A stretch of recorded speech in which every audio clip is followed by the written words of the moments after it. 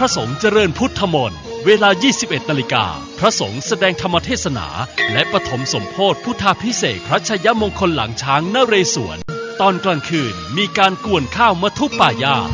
วันที่ 8 เมษายนเวลา 6 นาฬิกาศรัทธาญาติธรรมร่วมทำบุญตักบาตรเวลา 9 นาฬิกานิมนต์พระสงฆ์เจริญพระพุทธมนต์และทำพิธีบรรจุวัตถุมงคลในองค์พระชยมงคลหลังช้างนเรศวรเวลา 14 นาฬิกาทอดผ้าป่าสามัคคี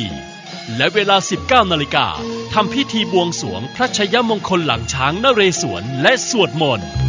ทางวัดจึงขอเจริญพรญาติธรรมผู้มีจิตศรัทธาร่วมกันประกอบพิธีดังกล่าว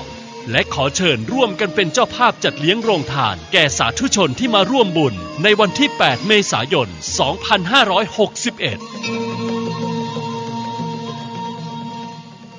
ข่าวสารเพื่อการประชาสัมพันธ์ขอเชิญชวน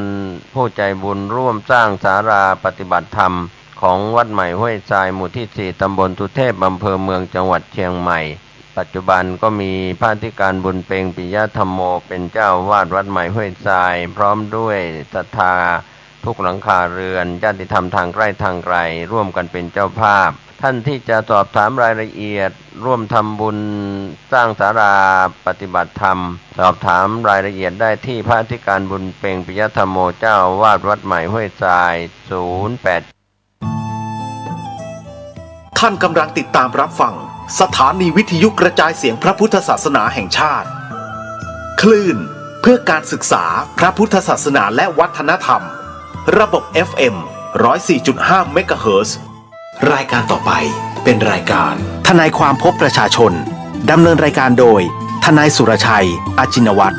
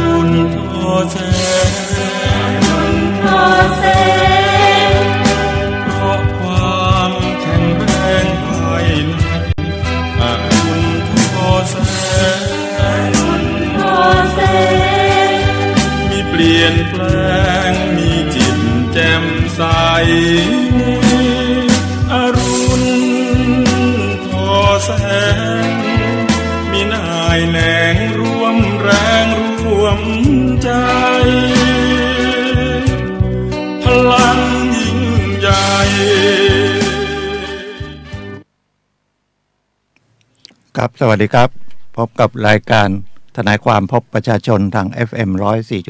104.5 เมกะเฮิรตซ์วัดฝายหินนะครับทุกวันเสาร์นะครับพบกับทนายสุรชัยอาจินวัตรในเวลา 10 ถึง 11 นาฬิกาโดยประมาณนะครับแล้วก็ท่านสามารถรับฟังทางอินเทอร์เน็ตนะครับ www.livebox.me/ ฝายหินพิมพ์วัดฝายหินก็ได้นะครับ YouTube ก็พิมพ์วัดฝายหินถ้า YouTube ก็เห็นทั้งรูปนะครับแล้วก็ได้ยินเสียงก็ Facebook ไลฟ์ก็นะครับทาง Facebook นะครับวิทยุวัดฝายหิน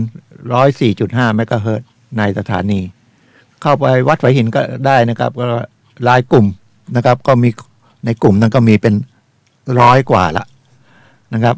ก็เห็นเป็นรายการสดมีรายการหลากหลายนะครับของ FM 104.5 วัดฝายหินเนี่ยดำเนินรายการตลอด24 ชั่วโมงไม่พักนะครับเมื่อคืนพอดีดึกตื่นมาก็ได้ฟังนะครับรายการของตุคุยกับโยมนะครับก็เป็นเรื่องที่ดีนะครับได้รับฟังอยู่ลมฝนมานะครับพายุก็วัดพระธาตุอริปุญชัยเมื่อวานนี้ก็โดนที่ต้นโพใหญ่นะที่เป็นลานจอดรถก็กิ่งใหญ่หักก็โดนรถนะครับเสียหายก็เป็นฤดูของรอยต่อ นะครับของร้อนกับหนาวนะครับแล้วก็มันก็เลยเกิดเหตุการณ์ธรรมชาติก็เตือนเรานะครับเราดูเป็นธรรมะก็ได้ชีวิตคนก็เดี๋ยวสุขสบายนะครับเดี๋ยวก็อาจจะร้อนรนในจิตใจก็ได้วันนี้ในรายการนี้ก็ออกรายการนะครับเป็นรายการกฎหมายง่ายๆเป็นเรียกว่าเป็นยาสามัญประจำบ้านก็ได้ผมมานั่งคุยกันนะครับจะปฏิเสธเรื่องของกฎหมายว่าเราไม่จำเป็นไม่ได้นะครับเพราะการอ้างว่าไม่รู้กฎหมายเนี่ยนะครับต้องพิสูจน์ให้ศาลเห็นว่ามันไม่รู้จริงๆนะครับศาลถึงจะลงโทษต่ำกว่าที่กฎหมายกำหนดได้แต่กฎหมายจะบอกว่าไม่จำเป็นก็ไม่ได้นะครับจำเป็นกับทุกคนเพราะว่าเป็นกติกาใหญ่ของโลกก็ได้นะทุกประเทศมีกฎหมายแล้วตัวใหญ่ก็คือตัวแม่ของกฎหมายเลยก็คือรัฐธรรมนูญนะครับถ้ากฎหมายฉบับใดที่ออกมาภายหลังเนี่ยไปขัดกับรัฐธรรมนูญเนี่ยก็ถือว่าใช้ไม่ได้นะครับเพราะว่ามันมีตัวหลักอยู่ว่ารัฐธรรมนูญก็ว่าด้วยเรื่องสิทธิและเสรีภาพของประชาชนเป็นหลักนะครับรวมทั้งการเลือกตั้งจริงๆก็ให้สิทธิ์เราที่เราจะไปเลือกผู้ปกครองเราผู้ที่จะดูแลความสุขนะครับจัดสรรเรื่องงบประมาณนะครับเรื่องหนทางเรื่องไฟฟ้าเรื่องสาธารณูปโภคเรื่องการศึกษาการพยาบาลนะครับคณะรัฐมนตรีมีนายกรัฐมนตรีเป็นประมุขนะครับแล้วคำว่าประชาธิปไตยก็คือประชาชนเป็นใหญ่นะครับแต่ประชาชนก็ต้องรู้นะครับต้องศึกษาว่าไม่ใช่พูดกันว่าประชาธิปไตยก็คือเลือกตั้งคำเดียวเลือกตั้งมันเป็นส่วนหนึ่งของระบบประชาธิปไตยนะครับแต่เรื่องของระบบประชาธิปไตยมันก็มีเหมือนกับเป็นย่อยมาอีกนะครับมันจะเข้ากับวัฒนธรรมของประเทศไหนๆไม่ใช่ว่าเอาของอังกฤษยกมาเลยแล้วก็เอาบอกให้เหมือนกับอังกฤษเลยแต่คนไทยไม่เหมือนคนอังกฤษเนี่ยนะครับไม่ใช่พูดถึงว่าดีหรือไม่ดีนะครับหรือฉลาดหรือไม่ฉลาดนะครับพูดถึงวัฒนธรรมหรือประเพณีหรือพฤติกรรมของประเทศนั้นๆมันแตกต่างกันนะครับอย่างวัฒนธรรมไทยกับวัฒนธรรมอังกฤษเนี่ยนะครับมันแตกต่างกันอังกฤษนี่ถ้าเจอกันแล้วไม่มีคนแนะนำนะครับเขาจะไม่คุยกันแต่คนไทยเจอกันก็ยิ้มให้กันนะครับทักทายกันแม้แต่กับคนต่างชาติก็ตามเรียกว่าเป็นสยามเมืองยิ้มก็ได้นะครับแต่อังกฤษเนี่ยเขาบอกว่าถ้าไม่มีใครแนะนำเขาไม่คุยด้วยถือว่าเป็นการเสียมารยาทนะครับอันนี้ก็เป็นไม่รู้เดี๋ยวนี้ก็น่าจะเปลี่ยนแปลงนะครับแต่การศึกษาในตัวของคำว่าประชาธิปไตยมันก็เกิดมาจากทางฝรั่งเศสทางอังกฤษมันก็ไม่เหมือนแยกกันอีกอะฝรั่งเศสก็ว่าอย่างนะครับพฤติกรรมไม่เหมือนกันหรือจะบอกประชาธิปไตยทางไหนอะสิงคโปร์เป็นประชาธิปไตยไหมมีการเลือกตั้งไหมมาเลเซียมีการเลือกตั้งไหมเราจะเหมือนมาเลเซียไหมไม่เหมือนนะครับอันนี้ก็คุยกันเล่นๆฟังเล่นๆนะครับถือว่าผมเป็นเพื่อนก็ได้ขออนุญาตเป็นเพื่อนก็ได้หรือเป็นลูกเป็นหลานนะครับมานั่งคุยกับท่านหรือเป็นพี่น้องกันนะครับมาคุยกันฟังไว้นะครับไม่ใช่ว่าเป็นทนายความแล้วก็ เก่งหรืออะไรนะครับ ก็เล่าก็จากประสบการณ์หรือจากประสบการณ์มันก็มีที่ประสบเองกับทางอ้อมก็คืออ่านหนังสือหรือดูข่าวนะครับอ่านข่าวอ่านอะไรแล้วก็ประมวลแล้วก็มานั่งคุยเป็นเพื่อนท่านอาจจะถูกใจไม่ถูกใจผมก็ไม่ทราบนะครับที่จริงในห้องส่งนี่มี0520100464นะครับโทรเข้ามา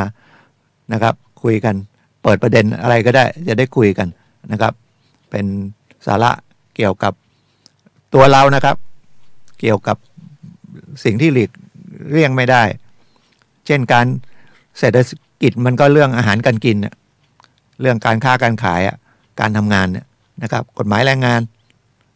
เรื่องต่างด้าวนี่ยังลงทะเบียนไม่ทันอีกเยอะถามว่าต้องเข้มงวดในการคนต่างด้าวเข้ามานะครับ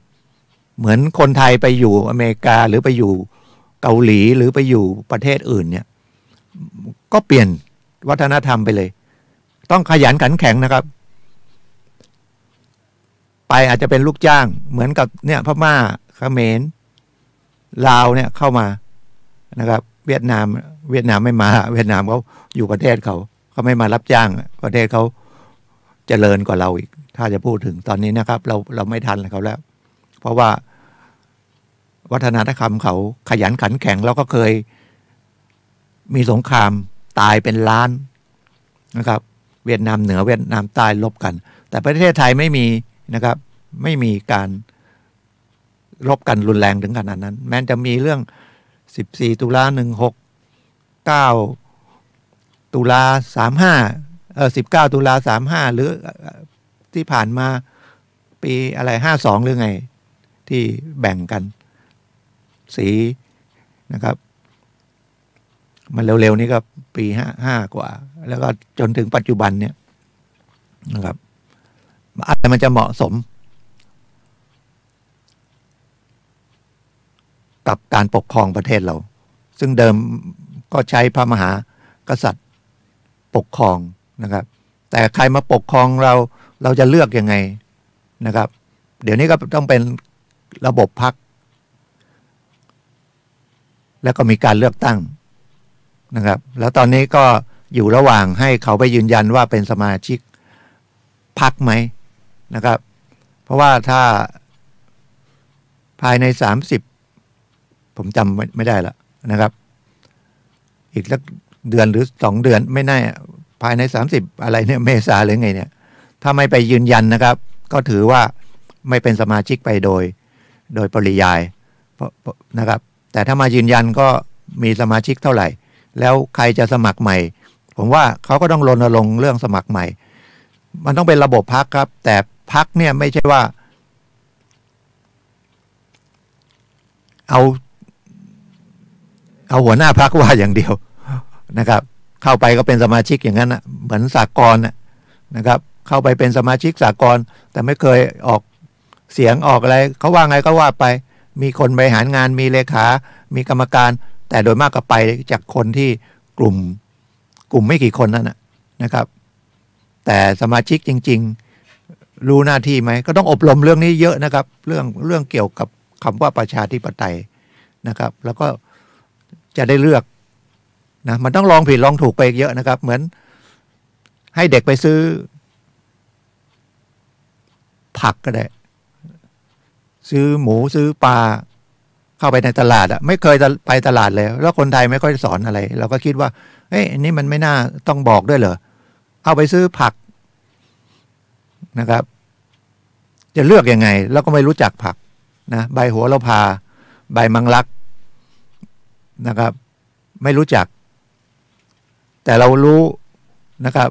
แล้วระบบคนไทยไม่ค่อยบอกกันให้เรียนรู้เองนะครับไปซื้อพริกอย่างเงี้ยพริกมันมีตั้งหลายอย่างนะครับไปถึงก็ไปชี้เอาเราจะเอาเท่าไหร่กะยังไงเป็นการตัดสินใจนะครับเรื่องงานในบ้านเนี่ยนะเรื่องกับข้าวเรื่องทำความสะอาดบ้านการตื่นมาพับที่หลับที่นอนอย่างเงี้ยรับผิดชอบทำความสะอาดขยะไปเทนะครับกับข้าวบนโต๊ะเนี่ยบางทีกินแล้วเหลือชิ้นเดียว จะกินหมดก็กลัวต้องเอาจานไปล้างหรือไงไม่รู้นะครับแล้วบางทีก็ไม่ค่อยหัดลูกอะเนาะไม่ได้หัดลูก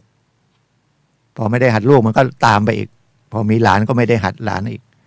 นะครับคนไหนทำก็ทำไปแม่บ้านก็ทำไปเดี๋ยวนี้ระบบแม่บ้านมันก็ไม่มีเนาะนะครับระบบยายอะไรก็ไม่มีเราต้องพึ่งแรงงานต่างชาติเยอะมากนะครับถือว่าเขามาเป็นคนสร้างบ้านเมืองให้เราแต่เราก็ต้องควบคุมเขานะครับก็คุยหลายประเด็นนะครับแต่ก็คร่าวๆสรุปว่านะครับเตรียมเลือกตั้งนะครับแล้วมันไม่ใช่ว่าเร่งรัดให้มีการเลือกตั้งแล้วถึงจะเป็นประชาธิปไตยถามว่าที่ผ่านมาตั้งแต่2475มาถึงนี่กี่ปีละ80 ปีมันก็เลือกแล้วก็ล้มแล้วก็เลือกแล้วก็ล้มต้องอีกนะครับอีกผมว่าอีกสัก100 ปีนะครับจนถึงจะเข้าที่นะครับอังกฤษนี่400 ปีนะครับอเมริกาก็กี่ร้อยปีนะครับเป็น200 ปีออสเตรเลียกี่ปีนะครับหรือจะเอาอย่างจีนนะครับเป็นประชาธิปไตยไหมจีนก็สั่งประหารชีวิตแล้วนะครับทุจริตแล้วของคนไทยจะมีอย่างนี้ไหมทุจริตเยอะแยะเลยนะครับเพราะว่าเราก็ไม่รู้เนาะได้เงินเอาเงินมาให้ลงในหมู่บ้านเอาเส้นประชาคมไปประชาคมก็ไปนั่งฟังนะครับแล้วคนมาพูดก็พูดในแง่ดีๆแล้วก็ชาวบ้านก็ไปนั่งนะครับเขาเอากันก็เอากับเขาไปจะได้เงินเข้าหมู่บ้านแค่นั้นเงินเข้าหมู่บ้านก็ไปซื้อของจนบางครั้งก่อนก็เป็นเต็นท์บ้างเป็นอะไรบ้างนะครับไม่รู้จะทำอะไรก็ซื้อเต็นท์นะครับแม้เราก็ซื้อรถนะครับซื้อหม้อไหอะไรเงี้ยนะครับแล้วเผลอๆเขาก็เอามาให้เลยเขาไปซื้อเท่าไหร่ไม่รู้แต่เป็นงบประมาณไปแล้วนะครับหรือที่กำลังตามกันเนี่ยโอ้โหน่ากลัวเนาะทุกประเทศเลยเงินที่ช่วยเหลือคนยากไร้เนี่ย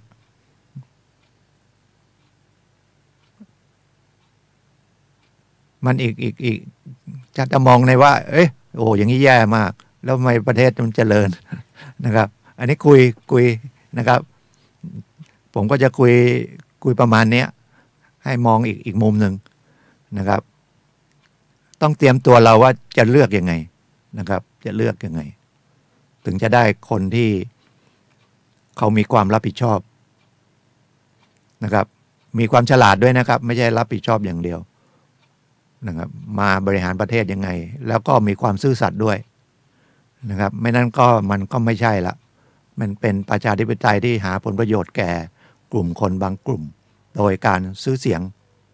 นะครับซื้อเสียงเราก็รับเงินซึ่งก็มีโทษนะครับเพราะเราไม่รู้ว่าได้ตังค์มานะครับมีผู้นำมามีหัวคะแนนมาถามว่าสมัยต่อไปนี้ต้องการสสที่จะเป็นรัฐบาลได้คือ350 เสียงเขาลงทุนคนละสัก20 ล้านนะครับสมมุตินะครับมาทำยังไงก็ได้ให้มีการเลือกตั้ง20-30 ล้านก็ได้นะครับคูณออกมาดิมันเป็นเงินเท่าไหร่นะครับล้านหนึ่งก็300 ล้าน10 ล้านก็3,000 ล้าน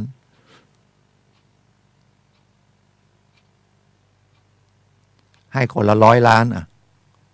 ได้สสคน100 ล้าน100,000 ก็เป็น10,000 ล้านเท่านั้นนะครับ30,000 ล้านเอาให้100,000 ล้านเลยนะครับทุ่มงบเขาก็มีเงินนะครับบางคนมีเงิน100,000 ล้านได้สสได้มาเป็นนายกรัฐมนตรีมาบริหารเงิน3,000 ล้านบาทไม่ต้องทำอะไรนะครับไปตามปกติเลยเอาสัก 10% ก็พอนะครับโดยไม่เดือดร้อนจากงบประมาณก็ได้300,000 ล้านละลงไป100,000ได้300,000นะครับก็เหลือ200,000ต่อปีนะครับเป็นอยู่4 ปีก็เท่าไหร่ อันนี้อ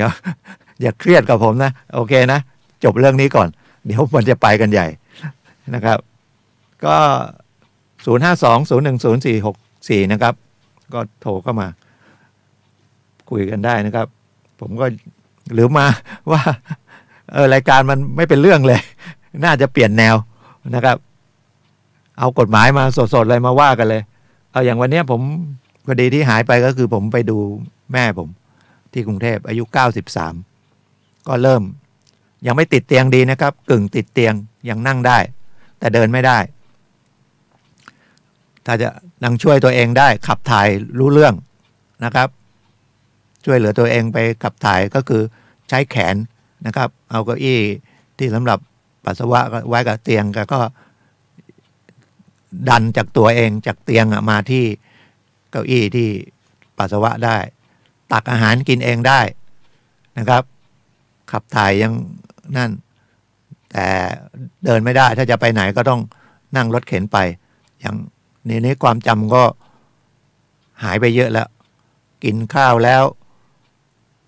ว่ายังไม่ได้กินหรือนะครับเริ่มหลงลืมแล้วคนดูแลก็เป็นลูกคนเล็กนะครับแล้วรุ่นผมนี่ก็บ้านที่อยู่ตอนนี้ที่แม่อยู่น้องอยู่อีก2 คน3 คนนั่นก็60 กว่าขึ้นไปทั้งนั้นนะครับ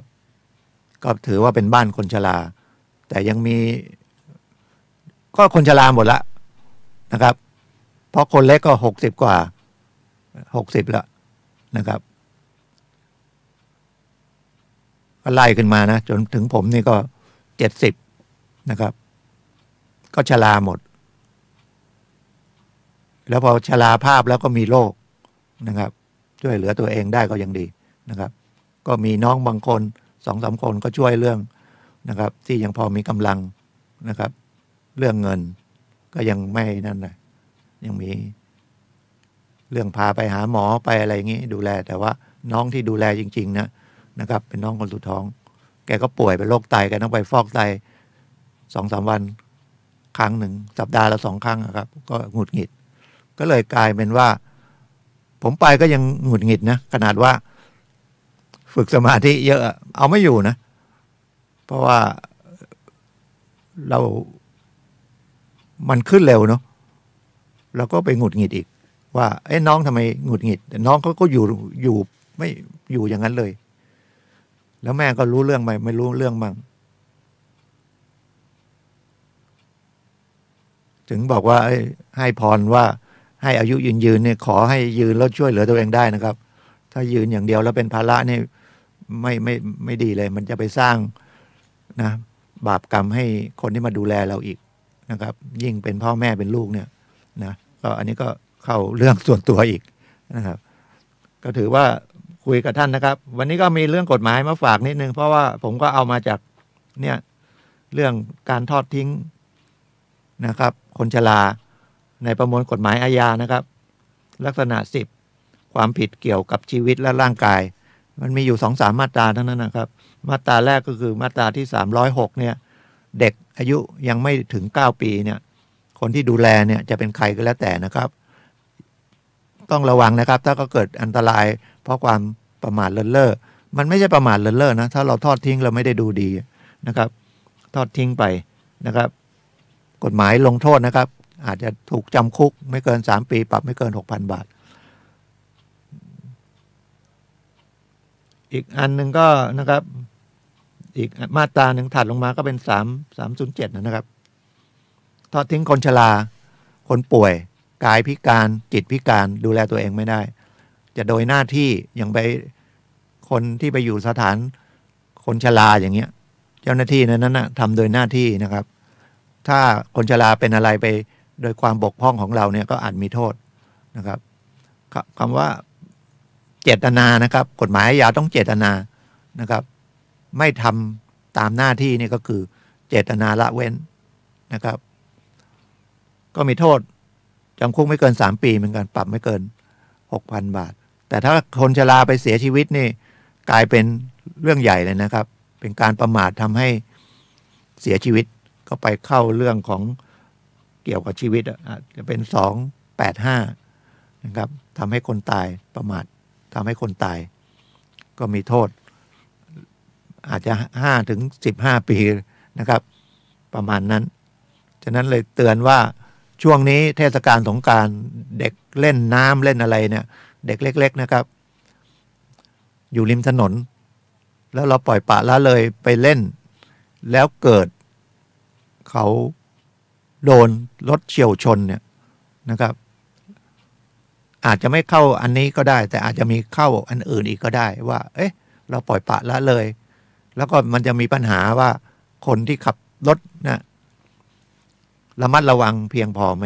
มันจะยุ่งกันนะฉะนั้นคนไปเล่นน้ำเนี่ยสาดน้ำสงกรานต์เนี่ยนะครับ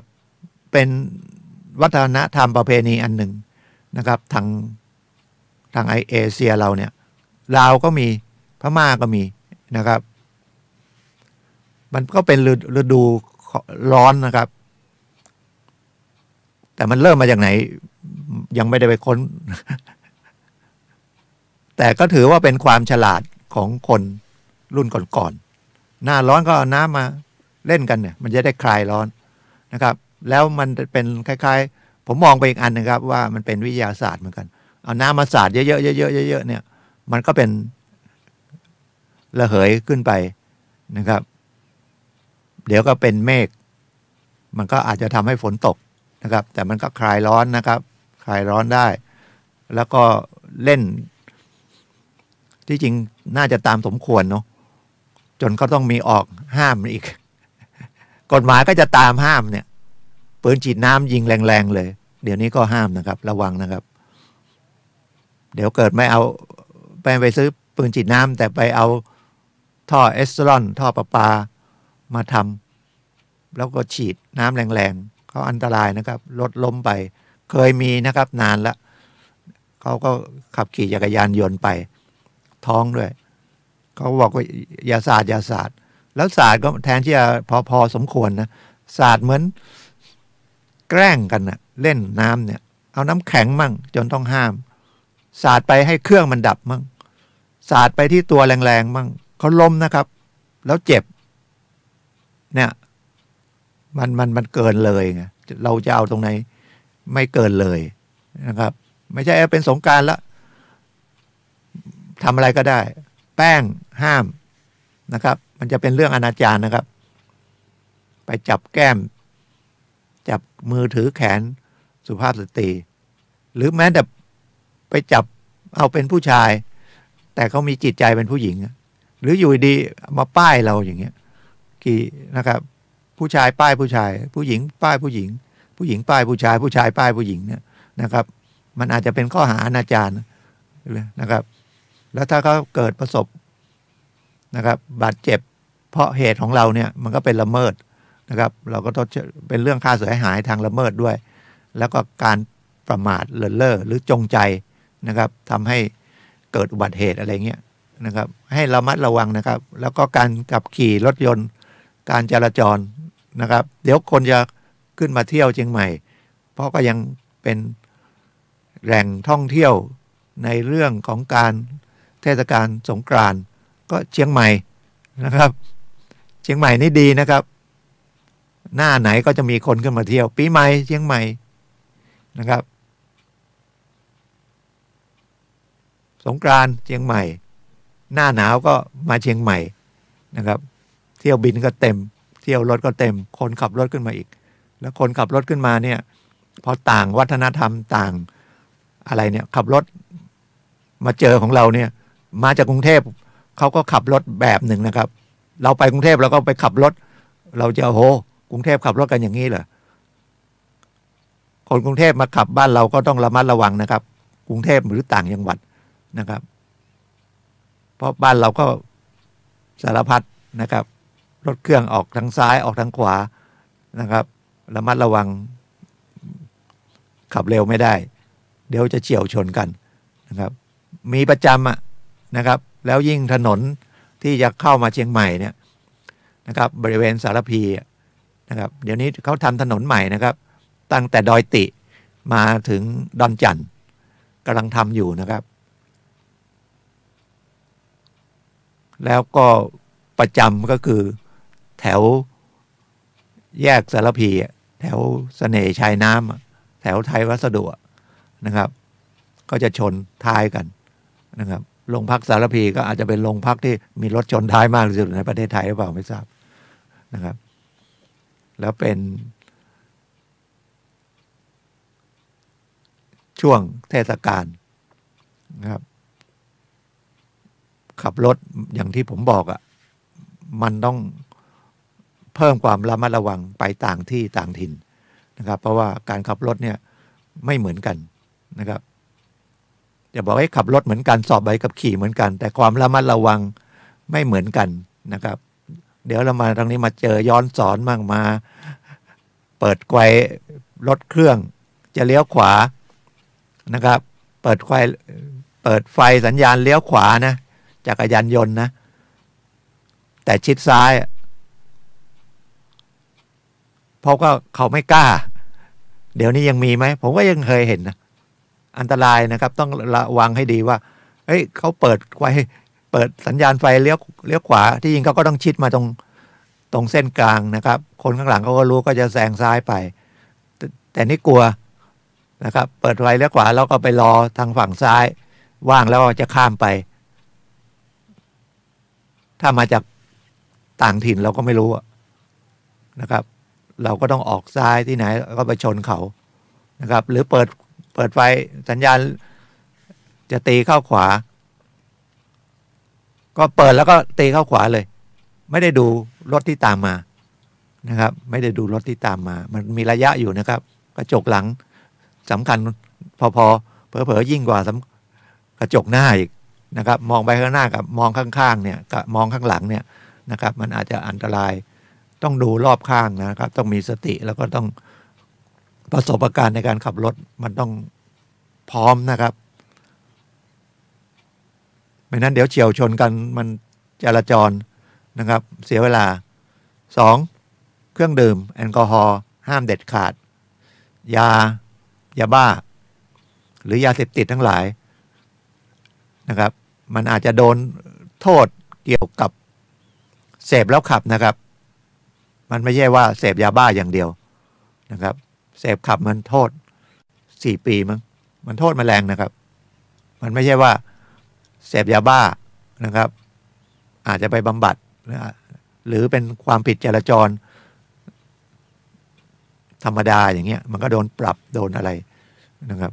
แต่ถ้าเสพยาบ้าขณะขับขี่รถจักรยานขับขี่ยานพาหนะเนี่ยนะครับโดยเฉพาะรถโดยสารรถทัวร์รถ10 ล้อรถอะไรที่บรรทุกของนะครับ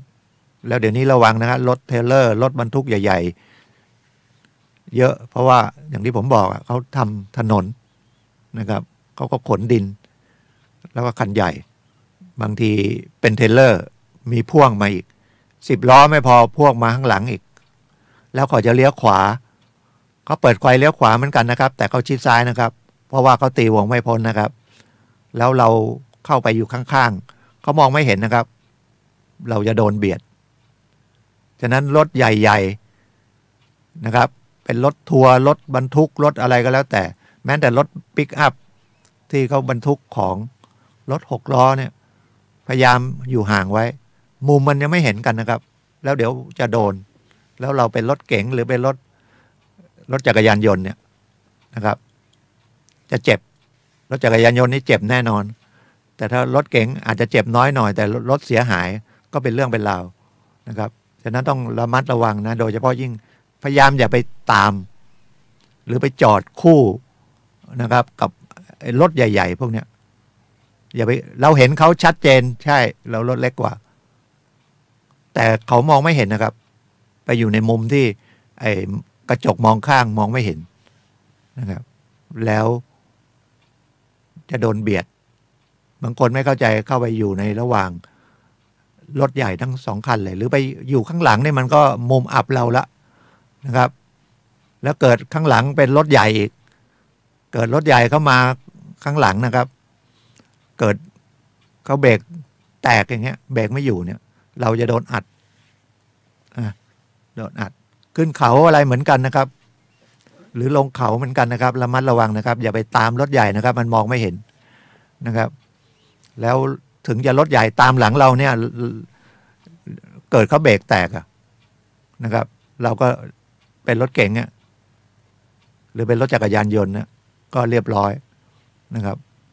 มันไม่ต้องพูดถึงใครผิดใครถูกแล้วครับถ้าเราเสียชีวิตไปยังไงก็ไม่ฟื้นขึ้นมานะครับไม่คุ้มค่ากันนะครับฉะนั้นขับรถขับอะไรก็ให้ระมัดระวังนะครับเนี่ยเดี๋ยวเทศกาลผมไม่ออกบ้านนะเทศกาลที่ไหนผมก็ไม่ค่อยไป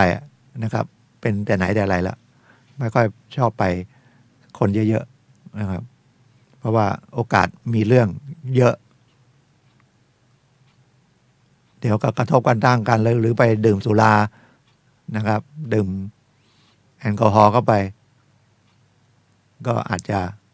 คนเราก็ขาดสติอยู่แล้วนะครับแล้วก็ไปกินสุราก็ทำให้ขาดสติมากขึ้นอีกก็ท่านกำลัง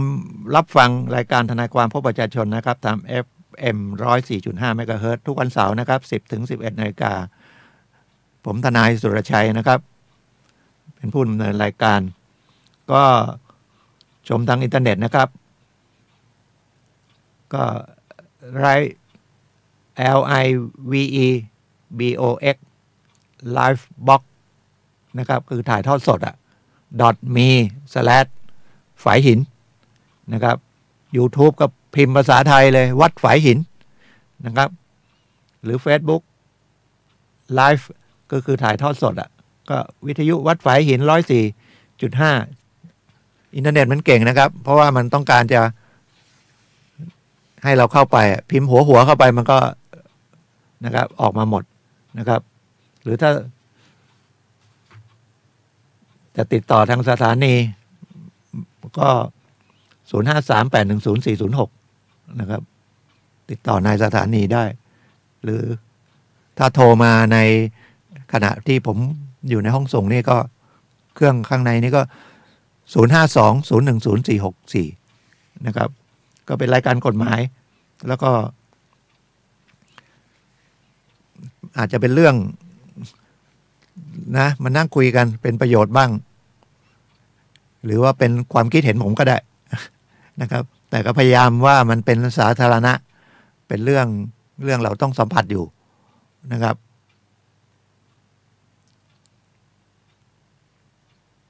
พายุฝนนะครับก็ให้ระมัดระวังนะครับไปจอดรถใต้ต้นไม้ใหญ่หลบล่มพายุมากิ่งไม้หักรถเสียหายประกันมันจะรับไหมเนี่ยประกันชั้น 1รับไหมไม่แน่ใจเนาะประกันชั้น 1เนี่ยมันคลุมหมดเนาะ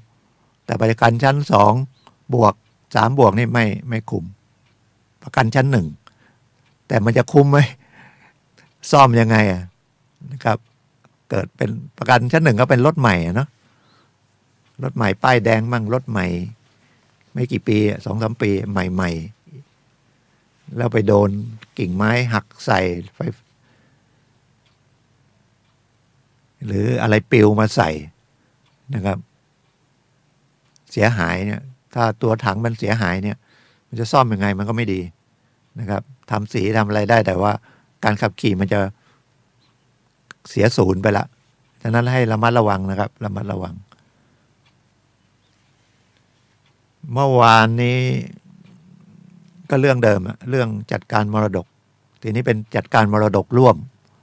นะครับก็คุยกันไม่ค่อยรู้เรื่องแต่น่าจะรู้เรื่องละเพราะว่าคุยไปคุยมากลายเป็นเรื่องของผลประโยชน์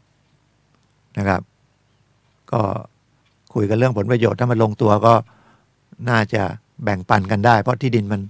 มีราคาสูงละบัญชีนี่ราคาสูงละนะครับแต่สูงก็ยังต่ำกว่าที่อื่นนะครับเพราะว่ามันเป็นบัญชีเป็นลำพูนแต่ถ้ามันเป็นเชียงใหม่ไกลกว่าบัญชีตั้งเยอะราคาแพงกว่านะครับบัญชีนี่ถ้าใครมีเงินนะครับน่าจะไปซื้อไว้นะครับซื้อไว้มันยังพอสงบพออยู่ได้ ถ้าคนไม่อยากอยู่ในเมืองนะครับเพราะว่าบ้านผมไปสนามบินมันก็ไม่เกิน40 นาที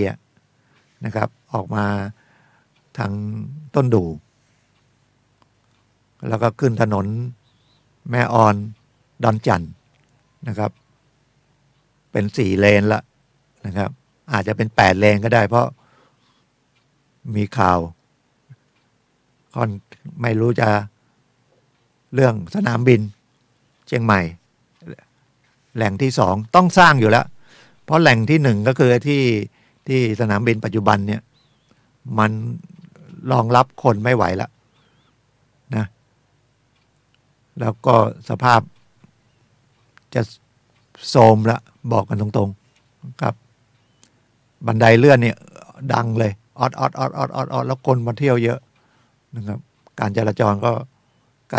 ทางการบินนะครับแล้วก็สนามบินก็เล็กไปละนะครับไม่พอรับแต่ไปสร้างใหม่เนี่ยก็ว่าบันทิต่อสันกำแพงนะครับถ้าเขาสร้างจริงๆบ้านผมก็คนไม่ใช่ดีใจว่าที่ดินมันแพงนะมันไม่ดีใจอ่ะไม่รู้นะผมไม่ดีใจมันจะกลายเป็นเมืองไปซึ่งผมไม่ชอบอยู่ในเมืองนะครับตอนนี้คนก็ไปไล่ซื้อที่ละนะครับไปในหน้าไปไล่ซื้อที่ไปซื้อนาซื้ออะไรพวกนี้ก็2-3 แสนเองก็ถูกนะครับแต่ถ้าในตลาดในเมืองก็เป็นล้านนะครับต่อไร่นะครับไร่ 4-5 ล้านแต่ยังไงก็ต้องสู้เชียงใหม่ไม่ได้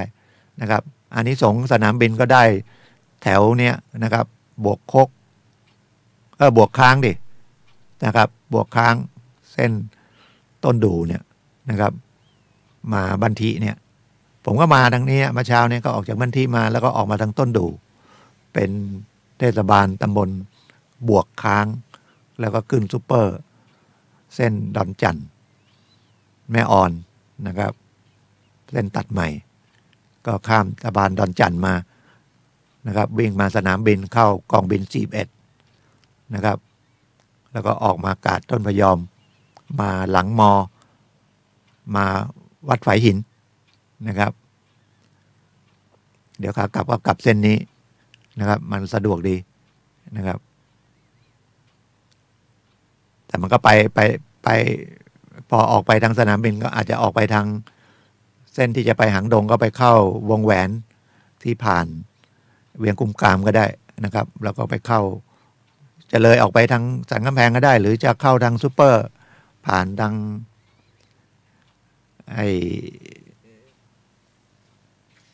แยกสารพีเสน่ห์ชัยน้ำไปถึง TOT ก็เลี้ยวซ้ายเข้าไปนะครับป่าแดดเหมือนกันนะครับเป็นป่าแดดสารพีไม่ใช่ป่าแดดภาค5นะครับก็เข้าไปอีก8 กิโลผ่านสนามกอล์ฟกัสซันไปนะครับสัก2 กิโลนะครับเลกวิวกัสซันก็มีคนไปตีกอล์ฟนะครับวันนั้นผมออกแต่เช้าไปธุระออกจากบ้าน 5:30 สวนมารถดีๆทั้งนั้นนะครับรถมีราคาทั้งนั้นตอนแรกเขาจะไปไหนกันอ๋อเขาไปตีกอล์ฟไปออกกำลังกายของคนเศรษฐีทั้งหลายนะครับขับรถคันหนึ่ง 3-4 ล้านมาเป็นแถวเลยนะครับตอนแรกไปไหนกัน ไปตีกอล์ฟผมออกไปนู่นวันนั้นจะไปที่เรือนจำนะครับที่แม่แตงมันมีโปรแกรมของสถาบันพลังจิตอานุภาพไปสอนสักกษาหลักสูตรสักกษาสมาธิหนทางสวรรค์นะครับของผู้ต้องขังก็ต้องออกบ้านแต่เช้าเพราะว่าต้องไปที่เรือนจำประมาณ 8:30 ก็ออกบ้านก่อน 7:00 นครับแต่แถวนั้นรถติดแล้วนะครับแยกสันกลางแยกวงแหวนเส้นเดี๋ยวนี้ก็เส้นในที่วงแหวนที่ลอดนั้นที่มีอุโมงค์ ถนนสมโพธิรัตนโกสินทร์ไม่ใช่รัตนโกสินทร์เชียงใหม่700 ปีนะครับวิ่งไปแม่ริมนะครับแล้วก็เลี้ยวไปแม่ริมแม่แตงหรือไปศาลจังหวัดเชียงใหม่นะครับก็สถาบันพลังจิตอานุภาพก็ของหลวงพ่อวิยังนะครับก็ตั้งมาตั้งแต่ปี2540เปิดสอนปี40ก็คือช่วงที่ประเทศไทยมีวิกฤตเศรษฐกิจ IMF เข้ามาดูแลนะครับแล้วหลวงพ่อก็ใช้คำว่าพลังจิตก็คือให้กำลังใจนะครับคนเรานี่กำลังใจนี่มันไปชนะอะไรกับใครความเกียจค้านความขยันขันแข็งมันมาจากจิตใจเรานะครับคนหนึ่งขยันคนหนึ่งไม่ขยันเพราะอะไรเพราะในจิตใจของมนุษย์เนี่ยมันมีตัวหนึ่งครับกิเลสนะครับแต่หลวงพ่อวิริยังจะไม่พูดกิเลสนะครับท่านพูดว่าจุดดำความจุดดำในใจนะครับพลังจิตก็คือกำลังใจที่จะเอาชนะไอ้ตัวลังทั้งหลายเนี่ยไอ้จุดดำหรือกิเลสเนี่ยพูดกันสามัญเนี่ยครับกิเลสเยอะนะครับบางทีความอยากที่มันเกินเลยไปที่เรียกว่าความโลภเนี่ยอยากเกินเลยไปไม่ใช่ไม่ให้อยากอะไรเลยนะตัณหามันก็เป็นเรื่องตัณหาเป็นเรื่องของส่วนดีก็ได้นะครับคิดดีเนี่ยก็เกิดจากความอยากเหมือนกันบางคนไปปฏิบัติธรรมมาพอไปอยากฉันยังอยากได้บุญอยู่อย่างเงี้ยแล้วก็ไปลังเลสงสัยอยากปฏิบัติธรรมอยากทำบุญมันเป็นความอยากมันผิดไหมมันเป็นบาปไหมเป็นกิเลสไหมถ้าอยากดีมันรู้ลิมิตนะครับอยากดีไม่ใช่อยากดีมากไปอยากดีพอสมควรทางสายกลางที่พระพุทธเจ้าท่านตัดไว้นะครับกลางยังไงความเหมาะสมพอดีอยากพอดีอยากเรียนหนังสือเก่งก็ขยันนะครับไม่ใช่อยากเรียนหนังสืออยากสอบได้แต่ไม่อ่านหนังสือแล้วไปลอกเพื่อนไม่ใช่อยากได้เงินก็ต้องขยันทำมาหากินที่ถูกกฎหมายนะครับถูกศีลธรรมด้วยนะครับแต่ไม่ใช่ไม่อยากเลยอยู่เฉยๆนอนไม่ทำอะไรเลยเป็นฤาษีเลยมันก็ไม่ใช่เพราะถ้าเป็นฤาษีแล้วสำเร็จไม่มีทุกข์ก็ฤาษีก็เกิดมาก่อนพระเจ้าไม่รู้กี่พันปีนะครับเข้าฌานเป็นสมาธิอย่างหนักเลยอย่างเข้มแข็งมากกดไว้เลยได้ถึงฌาน7ฌาน8เป็นรูปฌานเลยนะครับก็ฆ่ากิเลสไม่ได้หรือเอาชนะกิเลสไม่ได้นะครับพระเจ้าถึงบอกว่าเป็น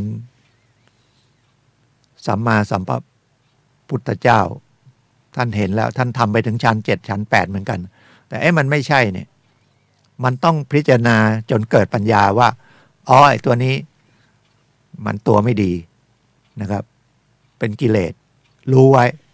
ผมว่ามันจะฆ่ากิเลสได้ไหมมันน่าจะระงับเนาะหรือเรารู้เท่าทันมันเป็นกิเลสนะครับเราไม่ไปไอ้คำว่ารู้เนี่ยมันก็คือปัญญานะครับแต่ต้องฝึกนะครับต้องฝึกมันก็มีฝึกเยอะแยะเลยจริงๆฝึกก็คือก่อนปัญญาคือสติทำไงให้สติมันเกิดนะครับก็ต้องฝึกอย่างนั้นนะครับว่าคนเราสติมันจะมาทันไหมส่วนใหญ่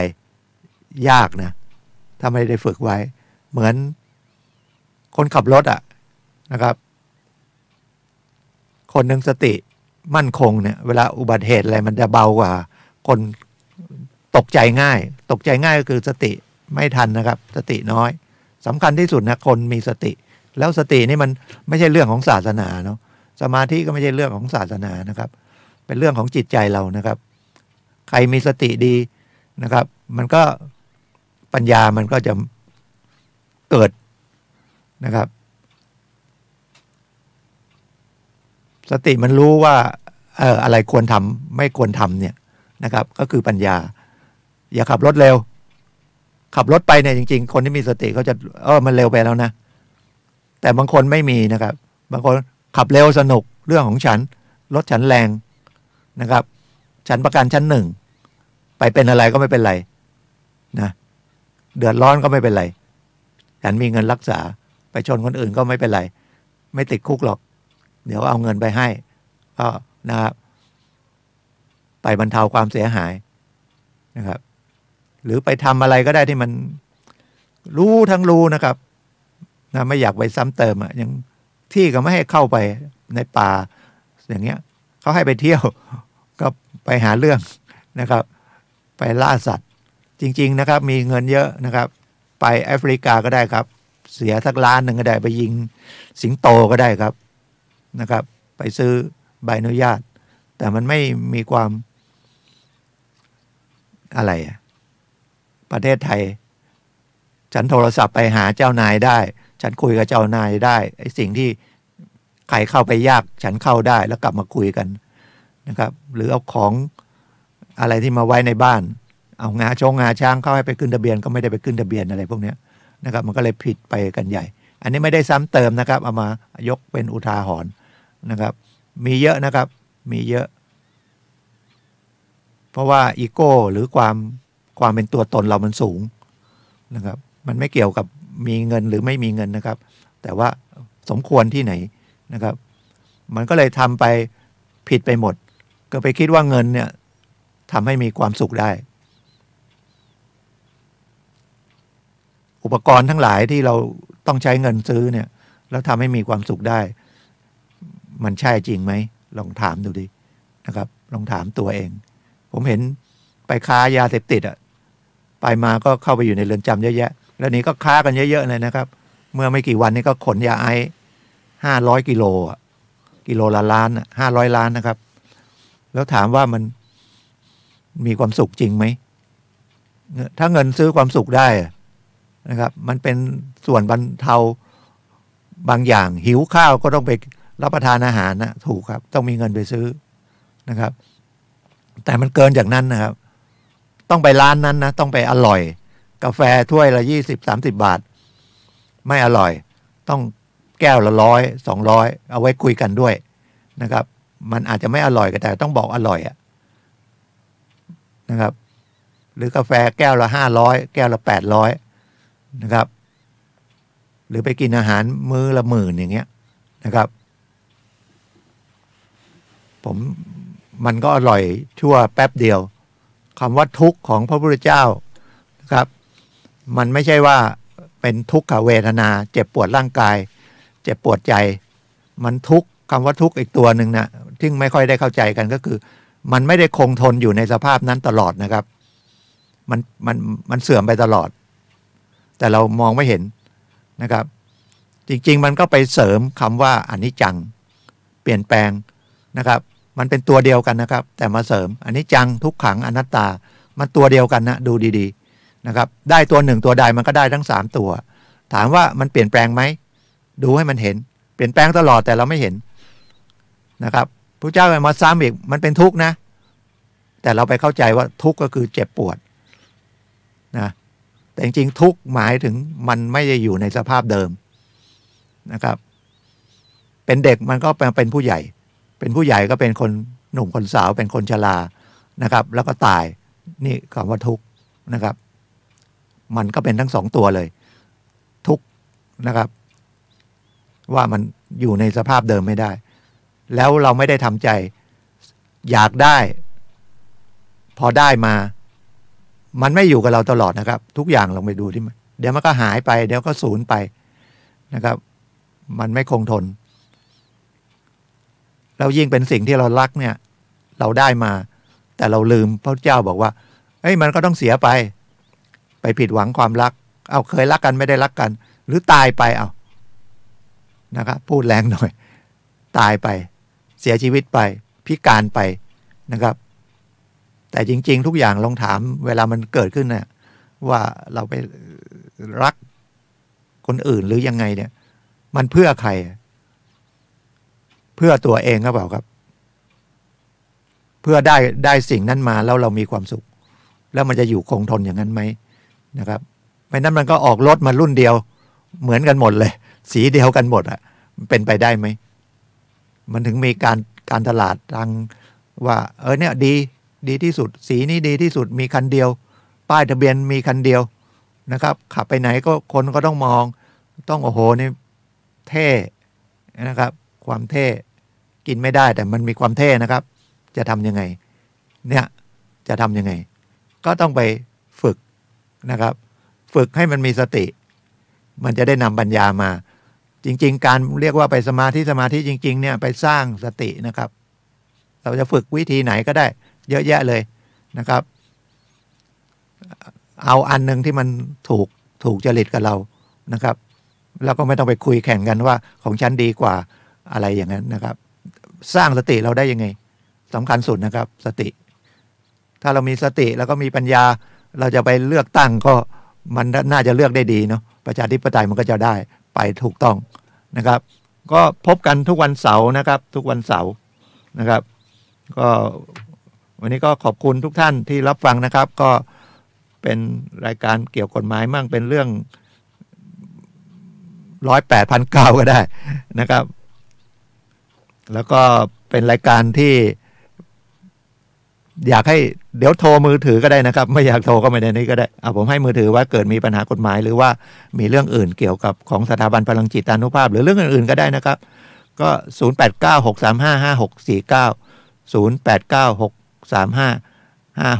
0896355649 เดี๋ยวรายการต่อไปก็พบกับนะครับรายการ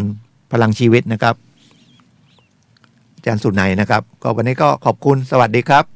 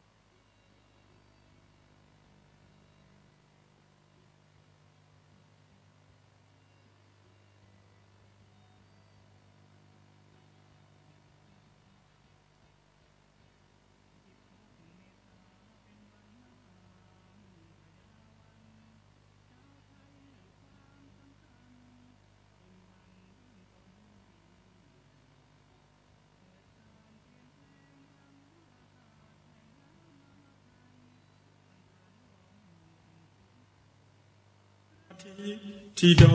ยอินทนนท์รับทราบ